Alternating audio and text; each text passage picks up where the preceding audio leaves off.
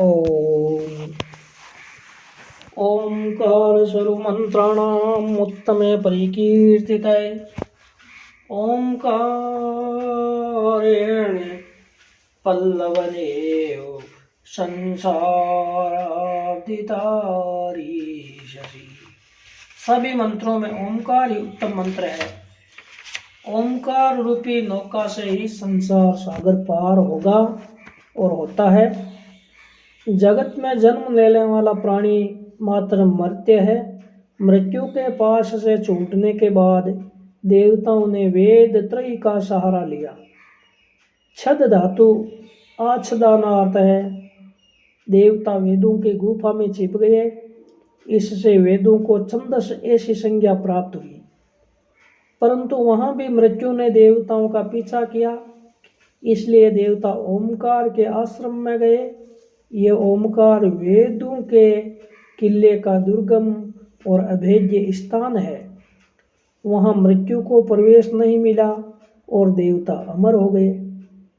ओमकार के इस सामर्थ्य को ध्यान में रखकर उपनिषद के ऋषियों ने मानव को सलाह दी कि जिसे मृत्यु के डर से बचना हो उसे ओमकार की उपासना करनी चाहिए। ओमकार की महिमा का उद्घोष करने वाली ये आख्यायिका छांदोग्य उपनिषद में कही गई है। ओमकार यानी वेद त्रयी का सार। ओमकार की विद्या अक्षर विद्या है। अक्षर विद्या यानी अविनाशी और अविनाशी यानी पर ब्रह्म। ओमित्य का अक्षरम ब्रह्म। इन शब्दों से भगवान ने उसकी महिमा का वर्णन किया है। वेदों की उपासना से अधिक स्वर्ग की प्राप्ति हो सकती है, लेकिन ओमकार की उपासना से साक्षात अमृत तत्व की प्राप्ति होती है। ओमकार के ही प्रणव और उद्गीत ऐसे दो अन्य नाम है। नु धातु का अर्थ है स्तुति करना। उस धातु को प्र उपसर्ग लगाकर प्रणय शब्द बना है। उसका अर्थ प्रकर्षी रीति से कही हुई स्तुति या उत्तम स्तोत्र हो सकता है। उत्तम स्तोत्र परब्रह्मा की स्तुति होती है। परब्रह्मा की स्तुति करते हुए समग्र वांग्मय अपूर्ण सिद्ध होता है। वहाँ शब्द चापल्य काम नहीं आता। ओमकार का दूसरा नाम उद्गीत है। गे धातु का अर्थ है गाना। उसे उत उपसर्ग लगाकर यह शब्द बना है। उसका अर्थ भी उच्च गीत या तो स्तुति से होता है।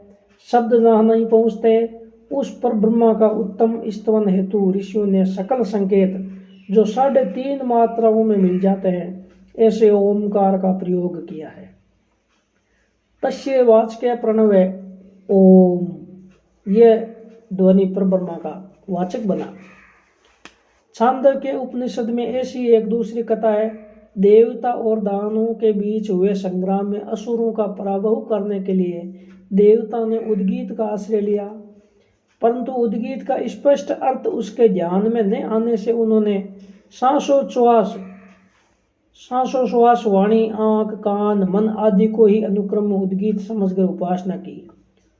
उसमें भी वे सफल नहीं हुए। उन इंद्रियों पर असुरों ने पाप का हमला करते ही नाक सुगंध के साथ दुर्गंध भी सूंघने लगी। आंखें शुभ के साथ अशुभ भी देखने लगी। कान जो नहीं सुनना चाहिए वे भी सुनने लगे। वाणी भी सत्य के साथ असत्य भी बोलने लगी और मन संकल्प विकल्पों में भटकने लगा। अंत में देवताओं ने हृदयस्थ प्राण के उद्गीत के रूप में उपासना शुरू की। उन पर किए गए असुरों के प्रहार व्यर्थ हुए और अंत में असुरों का नाश हुआ। इस तरह निस्वार्थ भाव से इंद्रियों का रक्षण करने वाला प्राण निष्पाप है और प्रणव प्राण का प्रतीक है। मनुष्य के जीवन के लिए आवश्यक ऊष्मा प्राण से प्राप्त होती है और विश्व के जीवन के लिए आवश्यक उष्णता सूर्य से प्राप्त होती है। सूर्य विश्व का प्राण है। इस दृष्टि से अमृत तत्व की प्राप्ति की इच्छा रखने वाले को प्राण और सूर्य की उपासना ओमकार के रूप में करनी चाहिए। छांदोग्य उपनिषद में एक मूलभूत दंपति की कल्पना है। यह दाम्पत्य वाणी और प्राण का ही है और दोनों का मिलन ओमकार में ही होता है। वाणी और प्राण के विशिष्ट संयोग से ही ओमकार का उच्चार होता है। दूसरी भाषा में कहना हो तो ओमकार रूपी बालक को जन्म देकर वाणी और प्राण का दाम्पत्य जीवन कर्तार्थ बना। बृहस्पति ने भी उसकी उद्गीत के रूप में उपासना की है। बृहति यानी वाणी और पति यानी प्राण। वेदों का जो बृहस्पति है वही पुराणों का गणपति है। ओम 3.5 अक्षरों का बना है। उसमें पहली मात्रा एकार है, दूसरी मात्रा उकार है, तीसरी मात्रा मकार है। यह सब मिलकर ओमकार बना है और प्रत्येक मात्रा भिन्न भिन्न क्षेत्रों में अलग अलग सूचन करती है। जब सृष्टि की व्यापकता का विचार करें तो अकार पहली मात्रा में प्रतिव्यापक है, उकार में अंतरिक्ष और मकार में द्युलोक देवलोक फैला हुआ है। सृष्टि की उत्पत्ति, स्थिति और प्रलय का विचार करें तो अकार उत्पत्ति सूचक है, उकार स्थिति सूचक है और मकार लय सूचक है। जीवात्म की 3 स्थितियां विश्व, तेजस और प्राज्ञ भी अनुक्रम में एकार, उकार और मकार से व्यक्त होती है। ओमकार में अकार पर जोर देने से आदि भौतिक ऐश्वर्य की प्राप्ति होती है। उकार का जोर आदि दैविक सामर्थ्य का सूचक है और तीसरी मात्रा मकार पर ध्यान केंद्रित किया जाए तो ब्रह्म के साक्षात में सहायक होती है। उसके द्वारा जीवन की सार्थकता प्राप्त की जा सकती है, जीवन अमृतमय बन सकता है। ये तीनों मात्राएं मानवीय शक्ति का प्रतीक है। इंद्रियों से होने वाले कर्म, मन से होने वाले कर्म और बौद्धिक कर्म, इन तीनों कर्मों को ओमकार प्रभावी और तेजस्वी बनाता है। अर्थात मानव को उसका अंतर ब्रह्म विनियोग योग्य रीति से करना आवश्यक है। अंतिम आदि मात्रा पूर्व की 3 मात्राएं अकार, उकार और मकार के संयोग की सूचक है। वे भूत मात्र के प्रति सहिष्णुता और सर्वव्यापी भगवत तत्व का सूचन करती है। तेजस्वी और पुण्य पाप से अलिप्त शांत आत्मा का वे प्रतीक है। ब्रह्मवादी लोगों की यज्ञ, दान, तप इत्यादि क्रियाएं ओमकार का उच्चारण करने से प्राप्त होती है, ऐसा भगवान श्री कृष्ण ने कहा है। अर्जुन से कहते हैं तस्मादो मृत्युदाम्यवत्ये यज्ञ दान तपे क्रिया प्रवृत्ति विधानोक्ता सततम ब्रह्मवादी नाम। वेद मंत्रों का ओमकार पूर्वोक्त ही उच्चार किया जाता है। ओमकार शून्य वैदिक मंत्र पंगु गिने जाते हैं।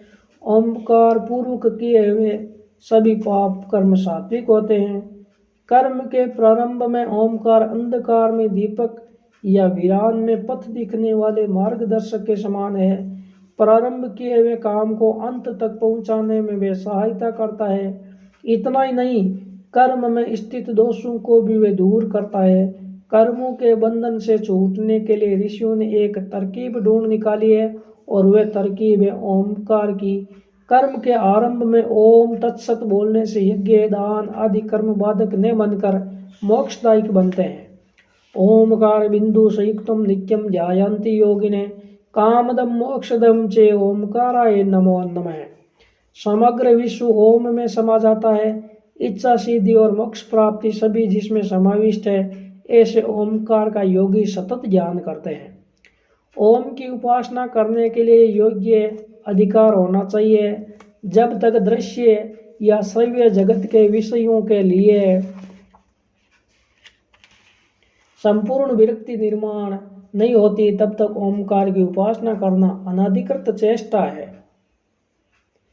जिसने जीवन के द्वंद्वों में संतुलन रखने की शिक्षा ली है, जिसकी वृत्ति अनासक्त और वैराग्यमय बनी है, वही ओमकार की उपासना का अधिकारी माना जाता है। अनाधिकारी मानव का बड़ी बड़ी उपासना के फेरे में पड़ना, बाल मंदिर के विद्यार्थी का MA की कक्षा में बैठने का प्रयत्न करने जैसा हास्यास्पद है। निस्तेज, लाचार या आसक्तिग्रस्त मनुष्य को ओमकार की उपासना का आदेश या उपदेश टाइफाइड के मरीज को दूध पिलाने जैसा घोर कर्म है। ओमकार के उच्चारण के कई शारीरिक लाभ ध्यान में लेकर भी वे उपास्य के रूप में सार्वजनिक नहीं हो सकता है। इसीलिए ऐसे लोगों को ओमकार का जप करने को कहने की अपेक्षा सगुण साकार भगवान की उपासना समझानी चाहिए। और इसीलिए सामान्य लोगों में केवल ओम का जप नहीं, किंतु हरिओम, ओम नमः शिवाय, ओम नमो भगवते वासुदेवाय आदि का जप करने की पद्धति है। पूरा जमाने में तो सिर्फ सन्यासी बने हुए लोग ही ओम का जप करते थे। ओम अनुभूति सूचक का प्रतीक है, वह हैकार का सूचक है और इसीलिए ओमकार द्वारा मिलने वाले उत्तर में अपनी वृत्ति का प्रतिबिंब पड़ता है और अपने विचारों की प्रतिध्वनि सुनाई देती है। हम यदि पूछेंगे कि भगवान है तो ओम जवाब देगा हाँ है ही, भगवान हमें मिलेंगे। ओम कहेगा हाँ मिलेंगे ही। भगवान मिलने कठिन है तो ओम कहेगा हाँ कठिन है। इस तरह निराश हुए मनुष्य को वे हिम्मत देता है और अधीर बने हुए व्यक्ति को साधना और तपस्या का महत्व ओम ही समझाता है। ओमकार हमें झूठा आशावाद और दुर्बल निराशावाद के बीच संतुलन रखना सिखाता है। संक्षेप में ओमकार परब्रह्मा का प्रतीक है। ब्रह्म विद्या का समग्र अर्थ ओमकार में संकलित हुआ है। इसीलिए 3 मात्राओं से समग्र सृष्टि को जो अपने में समा लेता है और शेष बची हुई आदि मात्रा से सृष्टिकर्ता को जो अपने में समाविष्ट कर लेता है, वह आसक्ति का भरत वाक्य है और अनासक्ति की नांदी है। वे प्राण, वेद और परब्रह्मा का तेज पुंज प्रतीक है। ओमकार को यदि उसके सच्चे अर्थ में आत्मसात कर लिया जाए तो विश्वम्भर स्वयं हमारे हृदयांगन में आकर खेलने लगेंगे। विश्वम्भर यानी परमात्मा।